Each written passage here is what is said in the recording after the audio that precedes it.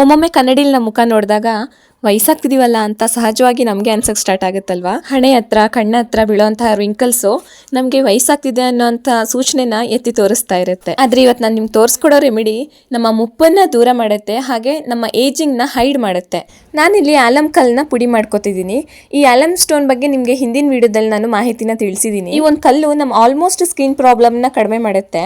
Active ಪಿಂಪಲ್ಸ್ಗೂ ಇದು ತುಂಬಾನೇ helpful ಆಗಿರುತ್ತೆ. ಪಿಂಪಲ್ಸ್ ಹೋದ್ಮೇಲೆ ಕಲೆ ಉಳ್ಕೊಳ್ಳುತ್ತಲ್ವಾ, ಆ ಕಲೆನ ಹೋಗ್ಸಕ್ಕೂ ಇದು ಬೆಸ್ಟ್ ರೆಮಿಡಿ. ನಾನಿಲ್ಲಿ ಒಂದು ಬೌಲಲ್ಲಿ 1 ಸ್ಪೂನ್ ಅಷ್ಟು ಮುಲ್ತಾನಿ ಮಿಟ್ಟಿ ಹಾಗೆ ಪುಡಿ ಮಾಡಿ ಜರಡಿ ಆಡಿರುವಂತಹ ಆಲಮ್ ಪುಡಿನ ಅರ್ಧ ಸ್ಪೂನ್ ಹಾಕೊಂಡಿದ್ದೀನಿ. ಅದಕ್ಕೆ 1 ಸ್ಪೂನ್ ಅಷ್ಟು ಮೊಸರನ್ನ ಹಾಕಿ ನೀಟಾಗಿ ಚೆನ್ನಾಗಿ ಮಿಕ್ಸ್ ಮಾಡಿಬಿಟ್ಟು ಫೇಸ್ಗೆ ಅಪ್ಲೈ ಮಾಡಿ ಡ್ರೈ ಆದ್ಮೇಲೆ ವಾಶ್ ಮಾಡ್ಕೋಬಹುದು. ನಾನಿಲ್ಲಿ ಪ್ಯಾಕ್ ಸ್ವಲ್ಪ ಉಳಿದಿತ್ತು ಅಂತ ಅದನ್ನ ಕೈಗೂ ಮತ್ತೆ ಕಾಲ್ಗೂ ಹಚ್ಕೊಂಡೆ. ಹಾಗೆ ಇದನ್ನ ಒಂದು ಬಕೆಟ್ ಅಲ್ಲಿ ಒಂದ್ ಸ್ವಲ್ಪ ಬಿಸಿನೀರು ತಗೊಂಡು ಅದಕ್ಕೆ 2 ಸ್ಪೂನ್ ಅಷ್ಟು ಆಲಮ್ ಪುಡಿನ ಹಾಕಿ ಒಂದು 10 ನಿಮಿಷ ಅದರಲ್ಲಿ ಕಾಲ್ನ ನೆನೆಸ್ಕೊಂಡು 1 ವಾರ ಇದನ್ನ ಮಾಡ್ಕೊಂಡು ಬರೋದ್ರಿಂದ ಹಿಮ್ಮಿಡಿ ಏನಾದ್ರೂ ಹೊಡೆದಿದ್ರೆ ಅದನ್ನು ಹೀಲ್ ಆಗ್ತಾ ಬರುತ್ತೆ. ವಾರಕ್ಕೆ 2 ರಿಂದ 3 ಸಲ ಇದನ್ನ ಸ್ಕಿನ್ ಗೆ ಅಪ್ಲೈ ಮಾಡ್ಕೊಳ್ಳೋದ್ರಿಂದ ಸ್ಕಿನ್ ಅಲ್ಲಿ ತುಂಬಾನೇ ಚೇಂಜಸ್ ಕಾಣುತ್ತೆ. ನಿಮ್ಗೆ ಅದು ಫೈಂಡ್ ಔಟ್ ಆಗುತ್ತೆ.